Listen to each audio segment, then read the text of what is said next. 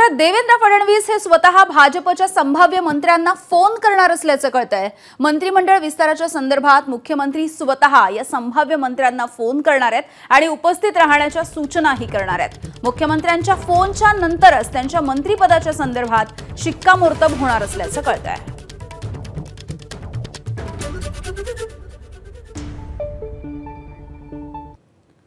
तर भाजपचे हे संभाव्य मंत्री नेमके कोण, त्यांची नावे आपण बघूयात। नितेश राणे, अतुल भातखळकर, शिवेंद्रसिंहराजे भोसले,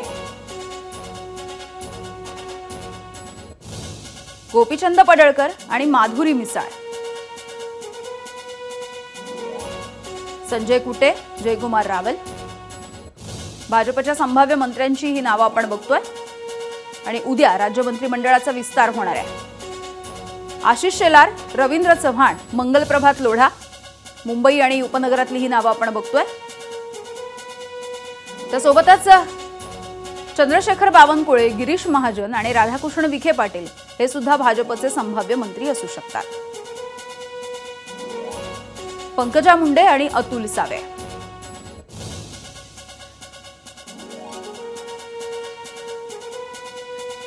अभिषेक मुठाळ आमचे प्रतिनिधी आपल्याला अपडेट्स देतात। अभिषेक, आता मंत्रिमंडळाचा विस्तार उद्या होणार असल्याचं कळतंय आणि देवेंद्र फडणवीस हे स्वतः या मंत्र्यांना फोन करतील आणि त्यानंतर मंत्रीपद नेमकं कुणाला मिळणार हे निश्चित होईल। मात्र काही संभाव्य यादी सुद्धा भाजपच्या या मंत्रिपदाच्या संदर्भातली समोर येते आहे।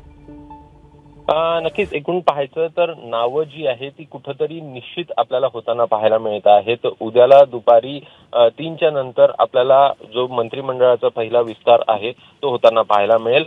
देवेंद्र फडणवीस हे स्वतः संभाव्य मंत्र्यांना आपल्याला फोन करत उपस्थित राहण्याच्या सूचना देतील। सोबतच कुटुंबियांना देखील घेऊन येण्याचं आव्हान त्यांच्याकडनं होताना आपल्याला पाहायला मिळणार आहे।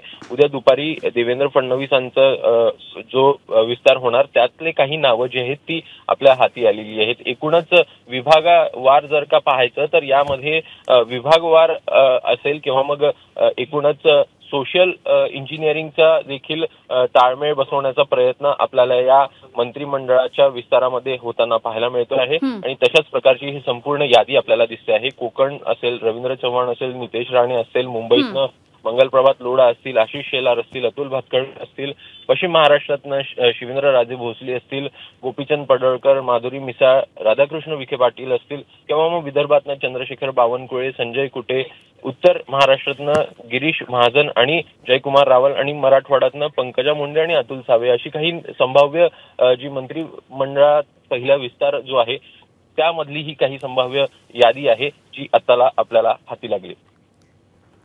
अगदी धन्यवाद अभिषेक या माहितीसाठी। एबीपी माझा, उघडा डोळे बघा नीट।